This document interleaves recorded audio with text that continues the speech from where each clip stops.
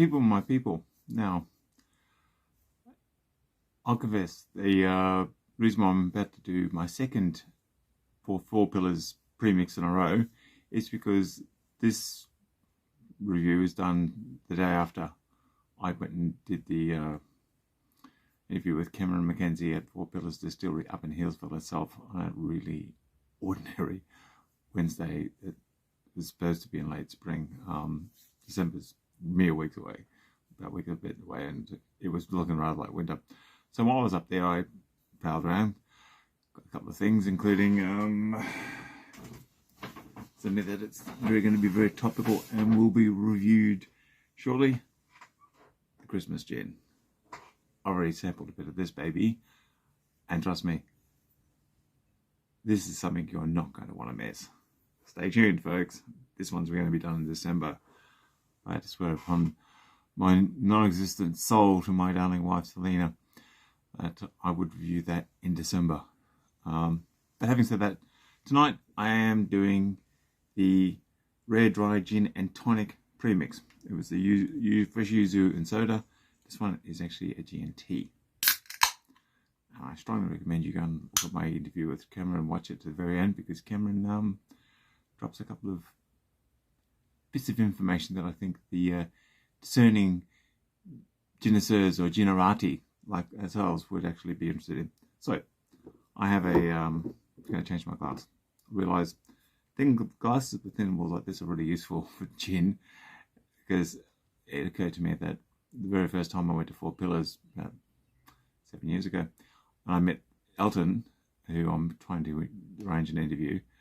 I was actually warming up the gin in my hand with using this. So anyway, without any further ado, let's get to the drinking, Odin. That's what we're here for, Odin. We're here to get the lowdown, the hoedown of the best gin scene on the damn planet. It's the envy of the world, and if it's not, it should be. So, yeah, it's bubbly. It's. I'll take this literally straight out of the fridge, come down, sat down, and decided to chat to my besties, my close ones. So.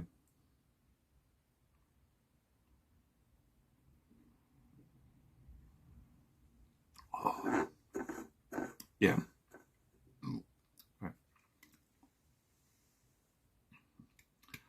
If I could ring the can, I would.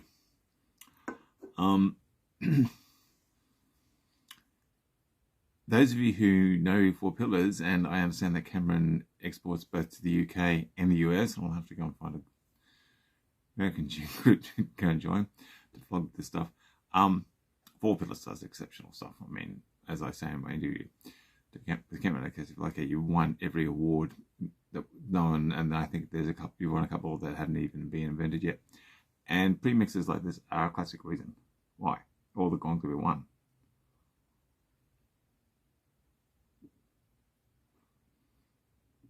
Oh, it is incredibly drinkable, and when we have that stinking hot summer, hopefully this year, that we're due to have, this is just, it's every bit as drinkable as the yuzu and just thinking the first one I did, the Archie Rose. Sorry, yeah, it's Cameron doesn't get things wrong. If you go out to the distillery, if you're in Melbourne, please do. If you're not, this is a reason to come to Melbourne. The distillery itself, in its second iteration, the distillery Mark II, is incredibly thought through. There has been a lot of thought going into the design of the distillery, the layout of the place, and it's a completely wonderful venue. And if I'm posting this, when I post this on Instagram, I'll post half a dozen photographs of the place. It's that sort of going. And the gin is the same way. This premix is incredibly thought through. It lines up all those little pleasure buttons in their heads and just hits them with the sledgehammer. Just pop, pop, pop, pop, pop, pop, pop.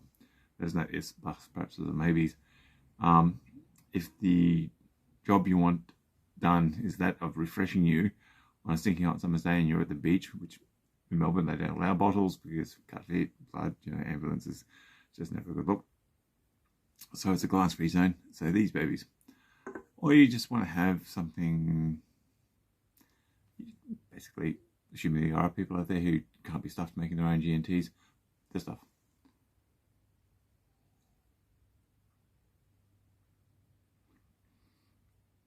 Oh, yeah. I could not make a G&T better myself.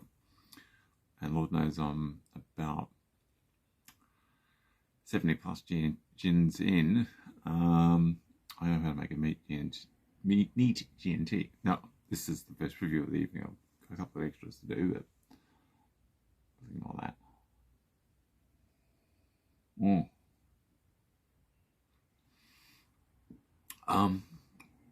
They're about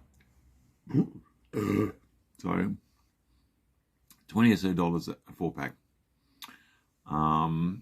They're found in Australia. They're found in Dan Murphy's and that. And I obviously at the distillery yesterday. This is where I got it from. Great big piles of cans like this.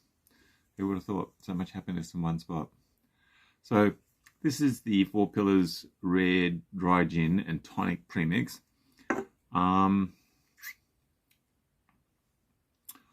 I am such a blessed man. I've got a beautiful wife who adores me despite my many failings, and I get to drink booze like this.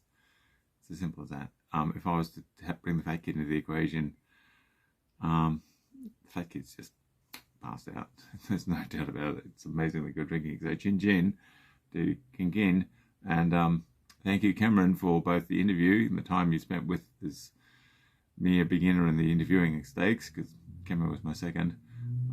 And making booze like this, the time and attention to detail that goes into booze like this is phenomenal, and it's an honor to drink stuff like this. So thank you for watching, and I will endeavour to bring more premixes to you over the summer, because eventually, people in Melbourne, it is going to get hot. The drinking weather will come, hopefully soon. I'll catch you around. Take care. Thanks for watching. Follow, subscribe, comment. Bye.